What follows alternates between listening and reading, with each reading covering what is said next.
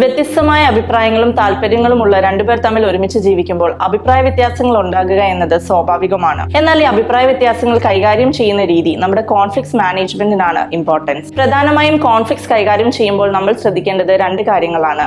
ഒന്നാമതായി എംപതി എന്ന് പറയും. നമ്മുടെ പ്രശ്നം പോലെ തന്നെ മറ്റേയാളുടെ പ്രശ്നവും ആവശ്യവും എന്താണെന്ന് മനസ്സിലാക്കാനുള്ള സന്നദ്ധത. രണ്ടാമതായി അസർട്ടീവ്നെസ്. പങ്കാളിയുടെ അടുത്ത് നമുക്ക് എന്താണോ പറയാനുള്ളത്, നമ്മുടെ ആവശ്യം എന്താണോ അത് തുറന്ന് സംസാരിക്കാനുള്ള മനോഭാവം. നമ്മുടെ എംപതിയും അസർട്ടീവ്നെസ്സും അനുസരിച്ചിട്ട് നമ്മൾ കോൺഫ്ലിക്റ്റ് കൈകാര്യം ചെയ്യുന്ന രീതികൾ മാറാറുണ്ട്. ഒന്നാമതായി അക്കോമഡേറ്റേഴ്സ് എന്ന് പറയാം. ഒരു പ്രശ്നം ഉണ്ടായി കഴിയുമ്പോൾ ഞാൻ മിണ്ടാതിരുന്നാൽ പ്രശ്നം വഷളാകില്ലല്ലോ എന്ന് കരുതി സ്വന്തം അഭിപ്രായം എക്സ്പ്രസ് ചെയ്യാതെ സപ്രസ് ചെയ്യുന്നവർ. രണ്ടാമതായി ഡോമിനേറ്റേഴ്സ് എന്ന് പറയും. ഇവർ പലപ്പോഴും പങ്കാളിയുടെ താല്പര്യമോ ആഗ്രഹങ്ങളോ എന്താണെന്ന് മനസ്സിലാക്കാതെ സ്വന്തം അഭിപ്രായങ്ങളും താല്പര്യങ്ങളും പങ്കാളിയിലേക്ക് അടിച്ചേൽപ്പിക്കുന്നവർ. അതായത് ഇവർക്ക് ഒട്ടും തന്നെ എമ്പതി ഇല്ല. ഇവർ ഹൈലി അസർട്ടീവായി തന്റെ ആവശ്യം പങ്കാളിയുടെ മേൽ അടിച്ചേൽപ്പിക്കുകയാണ് ചെയ്യുന്നത്. ഇത്തരത്തിലുള്ള ആളുകളുടെ കൂടെ ജീവിക്കുന്നവർ ഒരുപാട് സഫർ ചെയ്യുന്നതായി കാണാം. മൂന്നാമതായി അവോയ്ഡേഴ്സ്.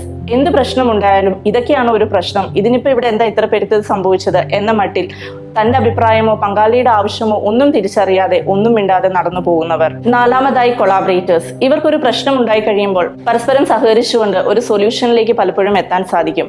അതായത് ഒന്നിൽ നിൽക്കുന്ന ആള് 5ലേക്കും 10ൽ നിൽക്കുന്ന ആളും 5ലേക്ക് എത്തുമ്പോൾ രണ്ടുപേർക്കും സാറ്റിസ്ഫൈഡ് ആയിട്ടുള്ള ഒരു സൊല്യൂഷൻ കണ്ടുപിടിക്കുവാൻ ഇവർക്ക് സാധിക്കും.